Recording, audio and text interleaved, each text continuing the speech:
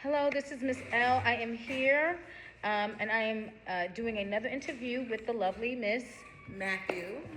and she is the, Oh, I'm the school social worker here. and she's been working here for This is my 8th year perfect, in right? this school. In this school, right?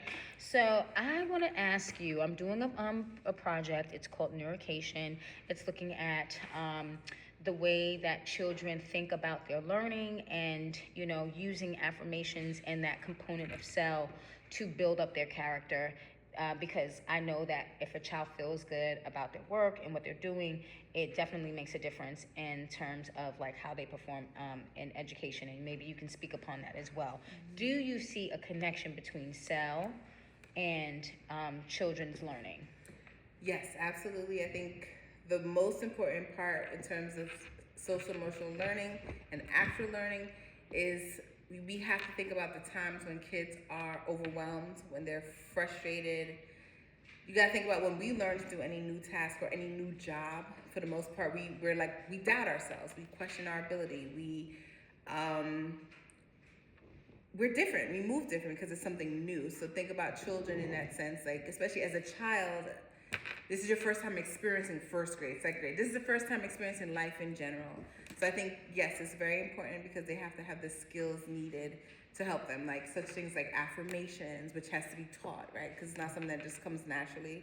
We have to model, right? We have to allow them to have opportunities to make mistakes and learning from them, which I think is the most important part of SEL learning. It's like, this is what I did, this is how I can handle it, and this is what my next step is going to be.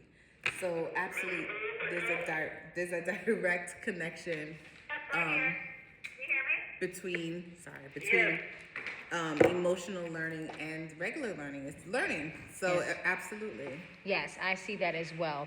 And what about the piece of collaboration? You are the social worker here, but you are very important when it comes to inclusion, right? Our special ed students, all of our students, like, how do you see the connection of inclusion, what you do as a social worker, but also how important is it in the classrooms? So inclusion is like this word that kids don't really understand. It becomes like this fancy term. Right. And I think whenever I think of inclusion, I think of when kids ask me what is inclusion or what does it mean. It's just about being who you are and accepting those who have differences. I think all of us are different, so essentially we have to teach people to accept people, right? So inclusion might look like pulling a student with disabilities with another student who might not have a disability and what that looks like, and even just find a commonality between you guys, even though someone might appear to have a disability, but then there's people who do not have this visible disabilities, and how do we even teach kids what that means, right? It could just be cultural, right? Inclusion in terms of culture. Don't yuck my yum is another form of inclusion. That. Yeah.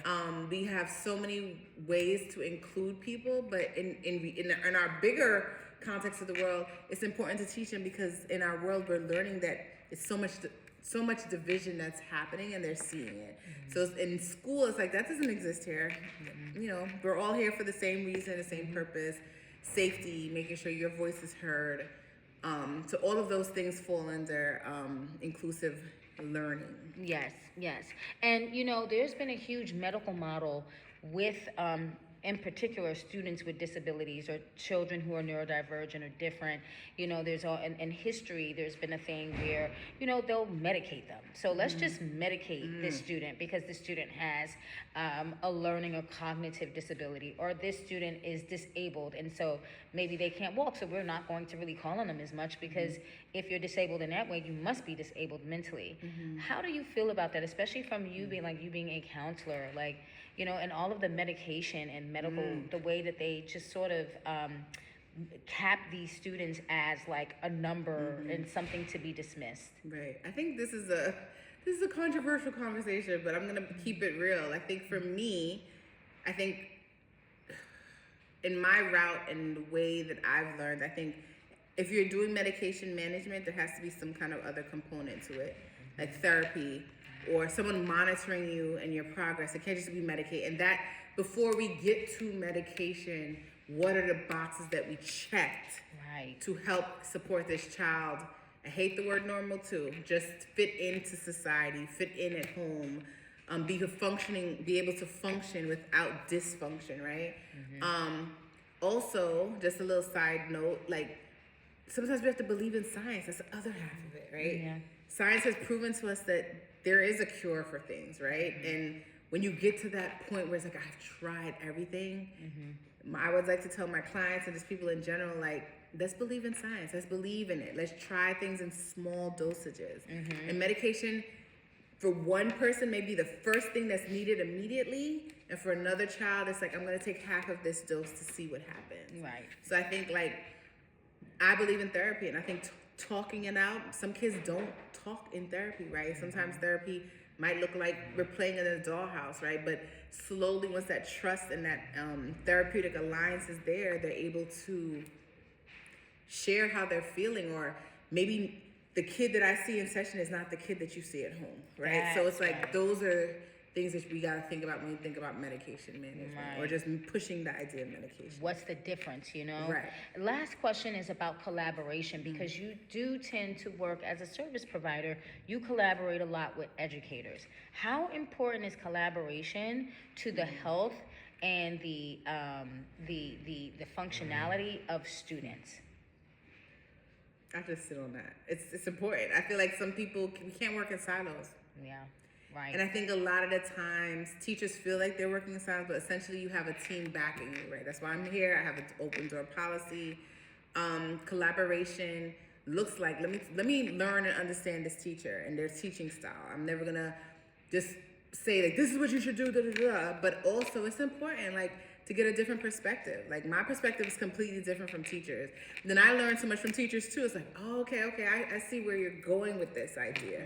But I think, like, collaboration is important for interventions. Collaboration is important for behavior plans. Collaboration is important for communicating with parents. Hey, loop me in on that thread, right? Because the parents should know that the kid sometimes comes and sees me, or, you know, there was a comment that I exist, right? Collaboration is important because it builds up character, and it makes things actually work when you collaborate. You know, I think that's important, because at the end of the day, when outside of when we don't collaborate, it's evident. It's evident in the kids' behavior. It's evident in just environments and communities, right? It's something that I think is important. Collaboration could also look like as simple as me sitting next to a student when they're in crisis, right? Because my approach might be different from the teacher's approach. So it takes, you know how it says, it takes a village, right? It literally takes a village, and that is my view on collaboration. Thank you so much. You have been extremely essential for me as an educator here when we talk about that collaboration piece, because especially as a special education teacher, I didn't know the students, you knew the students. There were ways that you were able to let me and inform me of, like, the history of this child that helped me to actually, when I had to do my SDI, like my specifically designed instruction, I knew what to do. I knew how to approach this child. I knew what to give to this child. I knew how much work they could handle, how much they couldn't handle. I understood the triggers. Let me give them a break. You know, so that was very, very essential in terms of our collaboration. And I just want to thank you for today. You are awesome. You also help teachers. You know, you get pulled in so many different directions here because you are just great at what it is you do. And so I want to thank you for that. You're welcome. And I think, like, you said something that made me think collaboration is also, like, individualizing that plan. That holistic approach is so important. Because every kid's not the same, even though it might read the same. So yes, that I wanted to add that into my piece. Thank you. You're welcome. Thank you for interviewing.